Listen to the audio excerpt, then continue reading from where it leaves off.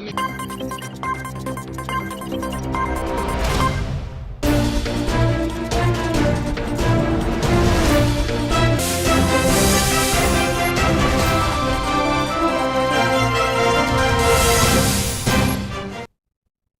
Welcome to A1 TV Telugu news. నేను భువన. Details చూద్దాం. Narasaraopet TDP కార్యాలయంలో మాచర్ల ఎమ్మెల్యే జూలకంటి బ్రహ్మానందరెడ్డి ఘాటు వ్యాఖ్యలు చేశారు. మాజీ ఎమ్మెల్యే కాసు మహేష్ రెడ్డి, పిన్నెల్లి రామ్మోహన్ స్క్రిప్టు చదివినట్టే మాట్లాడుతున్నారని ఆయన విమర్శించారు.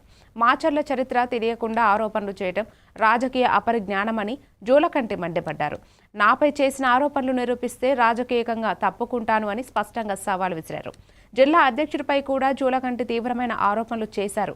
అవినీతి, దోపిడీ, ప్రభుత్వ భూముల ఆక్రమణలో అతడి పాత్ర ఉందని, నరసరావుపేటలో నిర్మించిన కాసు సెంట్రల్ మాల్, కన్వెన్షన్ సెంటర్కు వచ్చిన డబ్బు మూలం ఏమిటో ప్రజలకు చెప్పాలని ప్రశ్నించారు.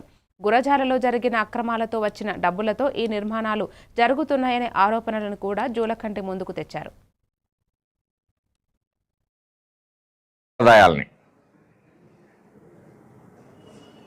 తెలంగాణ నుంచి లిక్కర్ తీసుకొని వచ్చి ఇక్కడ పెట్టి కల్తీ మద్యాన్ని తీసుకొని వచ్చి ఎవడన్నా తాగి సస్తే అది ప్రభుత్వం మీద బురద చల్దామని మరొక ఆలోచన చేస్తా ఉన్నారు. నువ్వు మొన్ననే కదా ఒక మర్డర్ కేసు కొట్టేపించుకుంది.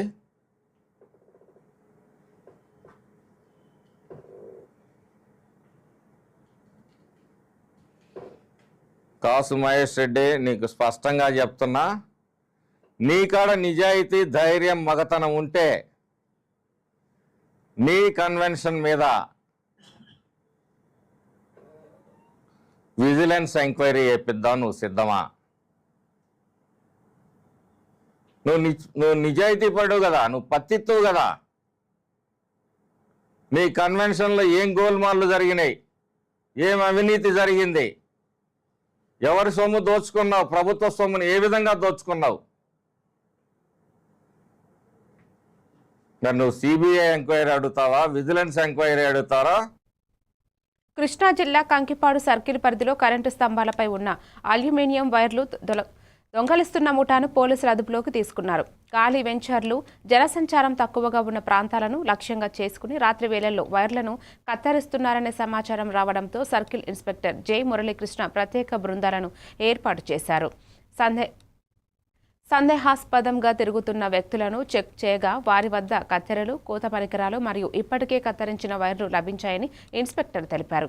ఈ వైర్లు అమ్మకాల ద్వారా పెద్ద మొత్తంలో అక్రమ లాభాలు పొందాలని ముఠా యోధించినట్లు విచారణలో తేలింది. కత్తిరించి దాన్ని తీసుకుని పోయి కరిగించి వాటి ద్వారా చిన్న చిన్న పాత్రలు, వస్తువులను తయారు చేసి వీళ్ళు అమ్ముతారు. రాబడిన సమాచారంపై ఈరోజు కంకిపాడులోని గాయత్రి విహార్ పరిసర ప్రాంతాల్లో ఉన్నటువంటి వెంచర్ వద్ద మళ్ళీ దొంగతనం చేయడానికి రావడం జరిగింది. ఆ క్రమంలో ఎస్ఐ సందీప్, సురేష్ బాబు వారి సిబ్బందితో వెళ్ళి చాకచక్యంగా వారిని పట్టుకుని వారి దగ్గర నుంచి చోరీ సొత్తు స్వాధీనం చేసుకుని దాని విలువ సుమారుగా 3,50,000 వరకు ఉంటుంది. దాన్ని ఈ వారిని అరెస్ట్ చేసిన ఇద్దరిని కూడా జ్యుడిషియల్ కస్టడీకి పంపించడం జరుగుతుంది. కాంగ్రెస్ పార్టీ పట్ల తన నిబద్ధతను మరోసారి స్పష్టంగా తెలియజేశారు డిప్యూటీ సీఎం బట్టి విక్రమార్క. రాజకీయాల్లోకి అడుగుపెట్టిన నాటి నుండి ఎన్నో అవమానాలు ఎదురైనా పార్టీ జెండాను వదలకుండా కష్టపడి పనిచేశారని ఆయన తెలిపారు. కాంగ్రెస్ కోసం శ్రమించిన ప్రతి ఒక్కరికి తగిన గుర్తింపు తప్పకుండా వస్తుందని బట్టి హామీ ఇచ్చారు. ప్రజాసేవకే కాంగ్రెస్ చరిత్ర నిలువెత్తు నిదర్శనమని, ప్రజల కోసం నిరంతరం పోరాడిన నాయకులను పార్టీ ఎప్పుడు గౌరవించింది అని బట్టి అన్నారు. నాయకత్వం నుంచి కార్యకర్తల వరకు ప్రతి ఒక్కరూ నిబద్ధతతో పనిచేస్తే కాంగ్రెస్ మళ్లీ బలమైన రాజకీయ శక్తిగా నిలబడగలగదని ఆయన అభిప్రాయపడ్డారు. యువతను పెద్ద ఎత్తున రాజకీయాల్లోకి ఆహ్వానిస్తూ వారి శక్తి, ప్రజాసేవ తపన కాంగ్రెస్కి మునుపటి వైభవాన్ని తీసుకొచ్చే దిశగా దోహదం చేస్తుందని బట్టి పేర్కొన్నారు. పార్టీ ఆధ్వర్యంలో జరుగుతున్న వ్యవస్థీకరణ కార్యక్రమాలు కార్యకర్తలకు మరింత ఉత్సాహాన్నిస్తాయని చెప్పారు. రాజకీయాలు మొదలుపెట్టినప్పుడు 1990లో అనేక సమస్యలు చూశాను. అనేక గ్రామాల్లో నేను తిరగటానికి వెళ్ళినప్పుడు ఆ గ్రామాల్లో ఉన్నటువంటి రాజకీయ పార్టీలు అసలు ఈ గ్రామాల్లోకి రావడానికి వీల్లేదు. గ్రామాలు కూడా జెండా తీసుకొని వస్తా ఉంటే జెండా జేబులో పెట్టుకొని దాన్ని ఊరు దాటిన తర్వాత జెండా పట్టుకొని చెప్పినటువంటి గ్రామాలు కూడా నేను చూశాను. మాట్లాడటానికి పోతే దాడులు భౌతిక దాడులు చేస్తామని చెప్పినటువంటి గ్రామాలు కూడా చూశాను. అనేక గ్రామాల్లో భౌతిక దాడుల్లో కాంగ్రెస్ పార్టీ నాయకులు కార్యకర్తలు మరణిస్తే ఆ గ్రామంలో పోవడానికే భయపడుతున్నటువంటి పరిస్థితుల్లో మేము యువకులుగా ఆ రోజు 90 I still remember. Bachupally Vasavi urban project ఆలస్యంపై కస్టమర్ల వ్యక్తం చేస్తున్న ఆందోళనలకు వాసవి గ్రూప్స్ డైరెక్టర్ అభిషేక్ చందా స్పందించారు. కరోనా అనంతర పరిస్థితులు, అనివార్య కారణాల వల్ల ప్రాజెక్టు 6 నెలల నుంచి 1 సంవత్సరం వరకు ఆలస్యం జరిగిందని ఆయన అంగీకరించారు. ఆ సమయంలో ఆర్ఈఆర్ఏ అన్ని రియల్ ఎస్టేట్ సంస్థలకు అదనపు గడువు ఇచ్చిందని విక్రయించారు. చెరువు ఆక్రమణ ఆరోపణలు పూర్తిగా అసత్యమని, హెచ్ఎండిఏ నుంచి అవసరమైన అన్ని క్లియరెన్సులు తాజాగా పొందామని చందా స్పష్టం చేశారు. ఆర్థిక ఒత్తిడితో కొంతమంది కస్టమర్లు ఈఎంలపై ఆందోళన చెందుతున్నారని, కానీ ప్రాజెక్టు పురోగతిపై వారికి నమ్మకం కల్పించేందుకు సంస్థ సిద్ధంగా ఉందన్నారు. వాసవి అర్బన్ ప్రాజెక్టును 2026 ఆగస్టు నాటికి పూర్తి చేసేలా పనులు వేగవంతం చేశామని ఆయన తెలిపారు. కస్టమర్లు ఆందోళన చెందాల్సిన అవసరం లేదని హామీ ఇచ్చిన ప్రమాణాల ప్రకారం ప్లాట్లు అందజేస్తామని భరోసా ఇచ్చారు. క్లియర్ డెడ్ లైన్స్ అనేవి మేము ఆల్రెడీ పబ్లిక్ చేశాము. ఈ డెడ్ లైన్స్కు మేము 100% అందిస్తామని ఆశిస్తున్నాము. మీ తరఫున మీరు కూడా కోఆపరేట్ చేయండి. ఏవైతే లీగలీ ఆబ్లిగేషన్స్ ఉన్నాయో we are all ready to welcome and honour. And without legal obligations, without any constraints మీరు ఇబ్బంది పడొద్దు అని ఒక 7,000 రూపీస్ కూడా మేము అనౌన్స్ చేశాం. నిన్న జరిగిన ప్రత్యేకమా ఎవరైతే ఆ 100 మెంబర్స్ ఉన్నారో వాళ్ళు నిరసన తెలిపిన వాళ్ళు మెయిన్ ఒక ఉద్దేశం, ఈఎంఐ మాకు కట్టండి, బిల్డర్ ఈఎంఐ కట్టాలి, మాకు బిల్డర్ ఈఎంఐ ఇవ్వాలి అని చెప్పి వాళ్ళ యొక్క ప్రత్యేకమైన డిమాండ్ ఉండే. ఆన్లైన్ పైరసీ కేసుల్లో నిందితుడైన ఐబొమ్మ రవి బెయిల్ పిటిషన్పై నాంపల్లి కోర్టులో మరోసారి విచారణ జరిగింది. వివిధ పోలీస్ స్టేషన్లో నమోదైన 5 కేసుల్లో పీటీ వారెంట్ ఆధారంగా రవిని పోలీసులు కోర్టుకు హాజరుపరిచారు. అన్ని కేసుల్లో విచారణ కొనసాగుతుండగా బెయిల్ పిటిషన్పై విస్తృత చర్చ అవసరమని భావించిన కోర్టు విచారణను డిసెంబర్ 3కి వాయిదా వేసింది. విచారణ సందర్భంగా రవిని పలు కోణాల్లో ప్రశ్నించినట్లు సమాచారం. ఆన్లైన్ పైరసీ నిర్వహణలో ఉపయోగించిన డిజిటల్ ఆధారాలు, లావాదేవీల వివరాలు, సాంకేతిక పరికరాల పరిశీలన వంటి కీలక అంశాలు కోర్టులో సమర్పించబడ్డాయి. పైరసీ నెట్వర్కులను ఛేదించడంలో ఈ కేసు కీలక దశగా మారిందని అధికారులు చెబుతున్నారు.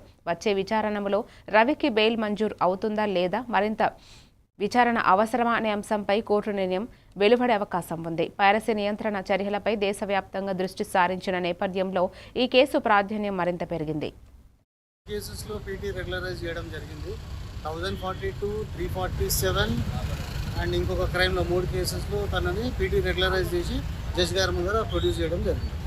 అంటే బెయిల్పై విచారణ ఎలా జరిగింది? బెయిల్ ఆర్గ్యుమెంట్స్ ఇవాళ అయినాయండి. నా వాదనలు, పీటీ గారి వాదనలు జడ్జి గారు వివరంగా విన్నారు. ఫర్దర్ హీరింగ్ కోసం 3వ తారీఖు పోస్ట్ చేశారు. ఏ సెక్షన్లు రవికి బెయిల్ వస్తుందని బలంగా ఉన్నాయి? ఇప్పుడు మా వాదన బిఎన్ఎస్ చట్టం అనేది ఈ కేసులో రవికి అప్లికబుల్ కాదనే మా వాదన. ఈ కేసులో మ్యాక్సిమం ఉంటే copyright act, cinematography act, IT act applicable. అందులో మ్యాక్సిమం 3 years పనిష్మెంట్ ఉంది కాబట్టి. మక్తల్ నుంచి ప్రజాపాలన విజయోత్సవాలను ప్రారంభించిన ముఖ్యమంత్రి రేవంత్ రెడ్డి ఈ ప్రాంతం అభివృద్ధిపై కీలక వ్యాఖ్యలు చేశారు. దశాబ్దాలుగా మక్తల్, కోడంగల్, నారాయణపేట ప్రాంతాలు నిర్లక్ష్యానికి గురయ్యాయని ఆయన విమర్శించారు. తమ ప్రభుత్వం ఏర్పడిన తరువాత ఈ వెనుకబడిన మండలాల అభివృద్ధికే ప్రాధాన్యత ఇస్తూ భారీ నిధులు కేటాయించామని రేవంత్ తెలిపారు.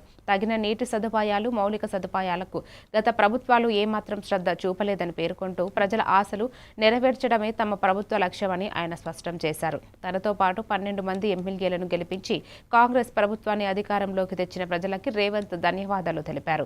ప్రజాపాలనలో తీసుకుంటున్న నిర్ణయాలు పూర్తిగా ప్రజల అవసరాల ఆధారంగానే ఉన్నాయని, అభివృద్ధి వేగం మరింత పెరగడానికి ప్రభుత్వం కట్టుబడి ఉందని ముఖ్యమంత్రి తెలిపారు. మక్తల్ ప్రాంతాన్ని మరింత ముందుకు తీసుకెళ్లేలా పథకాలు అమలు చేస్తున్నామని ఆయన హామీ ఇచ్చారు. 2 సంవత్సరాల విజయోత్సవ సభలు, ఇన్నాళ్ళు కోన్ పూచేగా మక్తల్ అని మాట నానుడిని కాదని సబ్ కుచ్ పూచేగా సబ్ కుచ్ ఆయేగా మక్తల్ అని చెప్పి ఈనాడు మీ అందరి సమక్షంలో 2వ సంవత్సర విజయోత్సవ సభల్ని మక్తల్ నుంచి ప్రారంభించుకోవడం నాకు చాలా సంతోషాన్ని కలిగించింది. మిత్రులారా, ఉమ్మడి రాష్ట్రంలో చూసినాం ప్రత్యేక తెలంగాణలో చూసినాం. ఎవరు ఉన్నా ఎవరు వచ్చినా ఎన్నికలప్పుడు ఎమ్మెల్యేలను గెలిపించండి, మేము అధికారంలో ఉంటాము, అధికార దర్పాన్ని ఎలగబెడతామని అడిగినోళ్ళే. కానీ మన మక్తల్, నారాయణపేట, కొడంగల్ ప్రాంతాలకు నీళ్లు కానీ నిధులు ఇవ్వాలి అని రైతులు ధాన్యం రోడ్డుపై పోసుకుని ఆందోళన వ్యక్తం చేయాల్సిన పరిస్థితి రావడం తీవ్ర ఆందోళన కలిగిస్తోందని మాజీ ఎమ్మెల్యే సింహాద్రి రమేష్ బాబు మండిపడ్డారు. ఈ పరిస్థితికి పూర్తిగా చంద్రబాబు ప్రభుత్వం బాధ్యత వహించాల్సిన ఉంటుందని ఆయన విమర్శించారు. మిల్లర్లతో ముందుగానే చర్చలు జరిపి రైతుల నుంచి సరైన రేటుకు ధాన్యం కొనుగోలు జరిగేలా చర్యలు తీసుకుని ఉంటే ఇలాంటి దుస్థితి ఉండేది కాదన్నారు. అధికారులు వచ్చినప్పుడల్లా రైతులు కష్టాల్లోకి వెళ్లడం టీడీపీ ప్రభుత్వాల ప్రత్యేకంగా మారిందని సింహాద్రి ఆరోపించారు. వ్యవసాయదారులకు హామీలు ఇవ్వడం, కొనుగోలు వ్యవస్థను బలోపేతం చేయడం లాంటి అంశాల్లో టీడీపీ పాలన ఎప్పుడూ విఫలమైందని ఆయన పేర్కొన్నారు. మార్కెట్లో రైతులు ఎదుర్కొంటున్న ఇబ్బందులకు నిర్లక్ష్య పూరిత ధాన్యం కొనుగోలు విధానం కారణమని, తక్షణ చర్యలు తీసుకుని రైతులకు న్యాయం చేయాలని సింహాద్రి డిమాండ్ చేశారు. రైతుల ధాన్యం రోడ్డుపై పడటం రాష్ట్ర వ్యవసాయ రంగంలో ఉన్న లోపాన్ని బయటపెడుతోందని వ్యాఖ్యానించారు. ఇత్తనాలకు వెళ్లాల్సిందే తప్ప తినడానికి తిండికి పనికి వచ్చేయలేవు అని చెప్తారు. ఇవాళ దాని గురించి మాట్లాడరు. ఇవాళ లెక్కలు సరిగా లేవు. ఏం గోదావరి ఉన్నాయి, అడిగితే ఇవ్వలేదంటే లేదని మమ్మల్ని ఎవరు అడగలేదు. ఆ రైతు అప్పుడే వచ్చాడు, నేను అడిగాను మిమ్మల్ని అంటాడు, ఇప్పుడు ఇస్తాను తీసుకెళ్ళమని చెప్పాడు. మిల్లర్స్తో మాట్లాడుకోకుండా, మిడిల్ మ్యాన్కి లాభం లేకోకుండా ఇవాళ ఏ బస్తా కూడా నడవట్లా. ఇవాళ గోదావరి జిల్లాలో వచ్చిన 25 రూపాయలు మిడిల్ మ్యాన్కి ఇస్తున్నారు, వాళ్ళ దగ్గర కొంటున్నారు. కొనేది గవర్నమెంట్ తరఫున కొంటున్నారు. కానీ మిడిల్ మ్యాన్కి మిల్లర్కి సంబంధం లేకోకుండా డైరెక్ట్గా ఈ రేటు కొనని చెప్పి ఈ గవర్నమెంట్ శాసించలేకపోతుంది. మిల్లర్స్ మాట అంటున్నారు. మిడిల్ మ్యాన్కి సానుకూలంగా, మిల్లర్స్ సానుకూలంగా ఈ ప్రభుత్వం ఉన్నత విద్యను కొనసాగించే సామర్థ్యం లేక ఎంతో మంది విద్యార్థులు చదువును మధ్యలోనే నిలిపివేయాల్సిన పరిస్థితి ఏర్పడిందని YSRCP state student wing working president Ravichandra ఆవేదన వ్యక్తం చేశారు. ప్రస్తుత ప్రభుత్వం పూర్తిగా విద్యార్థి వ్యతిరేక నిర్ణయాలు తీసుకుంటోందని ఆయన విమర్శించారు. ఫీజు రియంబర్స్మెంట్, స్కాలర్షిప్లు, వసతి సౌకర్యాలు ఆలస్యం కావడంతో విద్యార్థులు తీవ్రమైన ఇబ్బందులు ఎదుర్కొంటున్నారని రవిచంద్ర తెలిపారు. చదువులో ముందుకు సాగాలన్న ఆసక్తి ఉన్న ఆర్థిక పరిస్థితులు అడ్డుగా మారుతున్నాయని అన్నారు. కళాశాలలు వసూలు చేస్తున్న అదనపు ఫీజులు కూడా విద్యార్థులపై భారంగా మారాయని పేర్కొన్నారు. విద్యార్థుల సమస్యలను ప్రభుత్వం తక్షణమే గమనించి అవసరమైన నిధులను విడుదల చేయాలని, ఫీజులు సమయానికి రీఇంబర్స్ అయ్యేలా చర్యలు తీసుకోవాలని రవిచంద్ర డిమాండ్ చేశారు. యువత దేశ భవిష్యత్తుని భావిస్తే విద్యారంగాన్ని ప్రాధాన్యత ఇవ్వాల్సిన అవసరం ఉందని ఆయన అన్నారు. చేపట్టాక మేము పేరెంట్స్ ఖాతాలో కాదు కాలేజీలకే ఇస్తాము, అది కూడా 6 నెలలకు ఒకసారి, సంవత్సరానికి ఒకసారి ఇస్తామన్నారు. ఇప్పటికీ 18 నెలలు గడిచింది. కాలేజీ యాజమాన్యాలకి, కాలేజీ ఖాతాల్లోకి పిల్లల ఫీజులు ఇప్పటి వరకు జమ కాలేదు. ప్రతి సంవత్సరం స్కాలర్షిప్లు 1100 కోట్లు. అంటే ఇప్పుడు 2వ సంవత్సరం గడుస్తుంది కాబట్టి ఈ 1100 కోట్లు, గత సంవత్సరం రావాల్సిన 1100 కోట్లు, మొత్తం 2200 కోట్ల రూపాయలు స్కాలర్షిప్లు, మొత్తం 7800 కోట్ల రూపాయలు ఫీజులు విద్యార్థులకి రావాలి, కాలేజీ ఖాతాల్లో జమ కావాలి. స్టిల్ ఇప్పటి వరకు ప్రభుత్వం జమ చేయలేదు. మొన్న విద్యార్థి సంఘాలతో నారా లోకేష్ ఒక మీటింగ్ నిర్వహించి మేము రియంబర్స్మెంట్ ఇస్తాము. అమరావతి ప్రాజెక్టు తొలి విడతలో భూములు ఇచ్చిన 29,000 మంది రైతులు పూర్తిగా మోసం చేయబడ్డారని వైఎస్ఆర్సీపీ ప్రతినిధి పుత్తా శివశంకర్ రెడ్డి తీవ్ర ఆరోపణలు చేశారు. తిన్న మెతుకు లేదు, మీసాలకు సంపంగి నూనె అన్నట్లు రైతులకు కేటాయించిన ఫ్లాట్లు ఎక్కడ ఉన్నాయో కూడా ప్రభుత్వం చూపించలేరని పరిస్థితి నెలకొందని ఆయన విమర్శించారు. ఇప్పుడు 2వ విడత పేరుతో వేలాది మంది రైతుల భూములను మళ్లీ సేకరించేందుకు ప్రభుత్వం పన్నాగం పండుతోందని పుత్తా ఆరోపించారు. అమరావతి పరిసరాల్లో భూ విలువలు పెరగడంతో వాటిని స్వాధీనం చేసుకునే ప్రయత్నాలు జరుగుతున్నాయంటే ఇది రైతులకు పట్టే వెన్నుపోటు అవుతుందని మండిపడ్డారు. రైతులు తమ భూములపై నమ్మకం ఉంచి ప్రాజెక్టుకు తోడ్పడిన పరిపాలన మాత్రం వారిని ఆశలపై నిలబెట్టలేకపోతుందని ఆయన అన్నారు. రైతుల న్యాయ పోరాటం కొనసాగుతుంది, వారి హక్కులను రక్షించడానికి పార్టీ అండగా నిలుస్తుందని పుత్తా శివశంకర్ రెడ్డి స్పష్టం చేశారు. 2,000 కోట్ల రూపాయలు రాష్ట్ర రాజధాని అమరావతి కట ఏమవుతున్నాయి? 1,000 కోట్ల రూపాయలు రైతులకి ఏమో వచ్చింది, ఉపయోగం లేదు, రాష్ట్రానికి ఉపయోగం లేదు.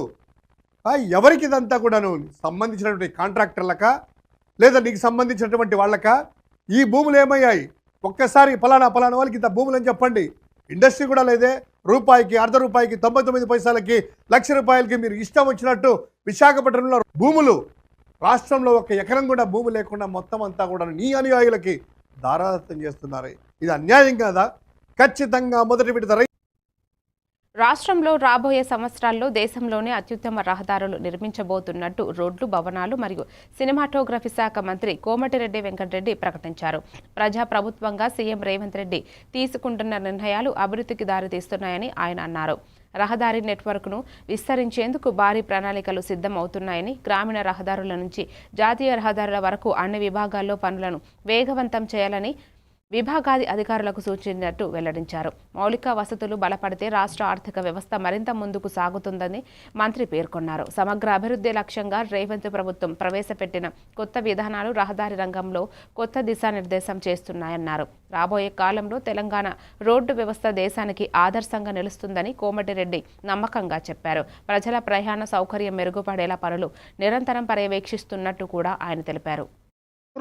ఈ రోడ్లే కాదు, మన ప్రియతమ ముఖ్యమంత్రి గారి నాయకత్వంలో మనం అందరూ కూడా ఊహించలేదు. మీరందరూ కూడా దాదాపు 8,000 కోట్లతోని మన్ననూరు నుంచి శ్రీశైలం వరకు ఎలివేటెడ్ కారిడార్ అంటే ఒకటే 52 కిలోమీటర్ బ్రిడ్జితోని ఇవాళ నేషనల్ హైవే మినిస్టర్ గడ్కరీ గారి దగ్గర, ప్రధానమంత్రి గారి దగ్గర నాతో పాటు వారు ఎమ్మడి ఉండి ఇది కావాలని చెప్పి ఖచ్చితంగా ఎప్పటికప్పుడు మాతో పట్టడమే కాదు, ఇవాళ చూసిన 10 ఏళ్ళు ఎక్కడ రోడ్లు ఎక్కడ వేయలే. ఇవాళ గ్రామాలకు వెళ్ళి మండల కేంద్రాలకు వెళ్ళి జిల్లాల కేంద్రాలకు దాదాపు 20,000 కోట్లతోని హ్యామ్ పద్ధతిలో టెండర్లు పిలుచుకొని ఇవాళ అన్ని కూడా డబుల్ రోడ్ ఏడుస్తున్నాం. ఒక R&B శాఖతోన 11,399 కోట్లతో ఎప్పుడు చరిత్రలో లేదు, తెలంగాణ చరిత్ర కాదు, భారతదేశంలో ఇలాంటి రోడ్లు ఎక్కడ లేవని ఒక 2.5 సంవత్సరాల్లో అందరూ కూడా అనుకునే విధంగా ఆ టెండర్ల హిల్ట్ పాలసీపై బీజేపీ, బీఆర్ఎస్ ఉద్దేశపూర్వకంగా తప్పుడు ప్రచారం చేస్తున్నారని పరిశ్రమల శాఖ మంత్రి శ్రీధర్ బాబు తీవ్ర విమర్శలు చేశారు. ఆమోదించిన ఈ పాలసీ పూర్తిగా పారదర్శకంగా పరిశ్రమలు అభివృద్ధి దిశగా తీసుకొచ్చిందేనని ఆయన స్పష్టం చేశారు. వాస్తవాలను అర్థం చేసుకోకుండా రాజకీయ ప్రయోజనాల కోసం ప్రజల్లో అనవసర గందరగోళం సృష్టించడం ఉద్దేశపూర్వకంగా చర్య అని మంత్రి మండిపడ్డారు. భూముల కేటాయింపు, అనుమతుల ప్రక్రియ మొత్తం నియమావళి ప్రకారమే జరిగిందని, ఎలాంటి అక్రమాలు లేవని ఆయన తెలిపారు. తెలంగాణలో పరిశ్రమల వృద్ధికి అడ్డంకులు సృష్టించాలన్న ఉద్దేశంతోనే కొన్ని పార్టీలు విమర్శలు చేస్తున్నాయని, ప్రజలు ఇలాంటి ప్రచారాన్ని నమ్మాల్సిన అవసరం లేదన్నారు. రాష్ట్రంలో పెట్టుబడులు పెరుగుతున్నాయని, హిల్ట్ పాలసీ పరిశ్రమలకు కొత్త అవకాశాలు తెరుస్తుందని మంత్రి శ్రీధర్ బాబు చెప్పారు. ప్రభుత్వానికి సంబంధించిన భూములపై వెసులుబాటు ఇవ్వలేదు, వారికి కూడా తెలిసి కూడా కావాలనే భ్రమ పెట్టే ప్రయత్నం చేస్తా ఉన్నారు. ఇండస్ట్రియల్ ఏరియాకు సంబంధించి ఏదైతే బీఆర్ఎస్ పార్టీ ప్రభుత్వంలో తీసుకొచ్చిన జీవో ప్రకారం ప్రభుత్వ భూములు దారదత్తం చేయటం జరిగింది. ఈ రోజు మేము ఔటర్ రింగ్ రోడ్ లోపల ఉన్న ప్రాంతాలకి ఈ పరిశ్రమలన్నిటిని కూడా పెరీ అర్బన్ రీజన్ ఎకానమీలో పాత్రదారులను చేయాలనే ఒక ఉద్దేశంతో నిర్ణయం తీసుకోవటం జరిగింది. పరిశ్రమలు ఏర్పాటు చేసుకుంటామని ముందుకొస్తున్న వారికి భూమి కేటాయింపు జరుగుతుంది. ప్రాంతాల నుంచి వచ్చే కాలుష్యం వలన హైదరాబాదు మరొక ఢిల్లీ కావద్దని ముందు చూపుతోనే ఒక విధానం తీసుకురావాలని శాస్త్రీయబద్ధంతో ఒక జీవోని తీసుకొచ్చి దిత్వా తుఫాను ప్రభావంతో తమిళనాడులోని పరిస్థితి మరింత విషమిస్తోంది. భారీ వర్షాలు కురవడంతో అనేక రహదారులు వరద నీటిలో మునిగిపోయాయి. జిల్లాలోని పూనమల్లి నేషనల్ హైవేపై అకస్మాత్తుగా వరద నీరు పెరగడంతో ప్రయాణిస్తున్న కారు ఒక్కసారిగా నిలిచిపోయి నీటిలో చిక్కుకుంది. కారు మెల్లగా మునిగిపోతుండగా అప్రమత్తమైన డ్రైవర్ వెంటనే బయటకు దిగి ప్రాణాపాయం తప్పించుకున్నాడు. ఈ ఘటనకు సంబంధించిన వీడియో సోషల్ మీడియాలో వైరల్ అవుతూ తుఫాను తీవ్రతను స్పష్టంగా చూపిస్తున్నాయి. రహదారులపై నీరు వేగంగా చేరుతున్న నేపథ్యంలో వాహనదారులు అత్యంత జాగ్రత్తలు తీసుకోవాలని అధికారులు సూచిస్తున్నారు. తుఫాన్ ప్రభావిత ప్రాంతంలో అన్ని శాఖలు అలర్ట్ మోడ్లోకి వెళ్లగా రక్షణ చర్యలు వేగవంతం చేశారు. విపత్తు నిర్వహణ బృందాలు తక్కువ స్థాయి ప్రాంతాల్లో పర్యటిస్తూ ప్రజలను సురక్షిత ప్రాంతాలకు తరలిస్తున్నాయి. వర్షాలు మరింత పెరిగే అవకాశం ఉన్నందున బయటకు వెళ్లడం మానుకోవాలని ప్రజలకు హెచ్చరికలు జారీ చేశారు.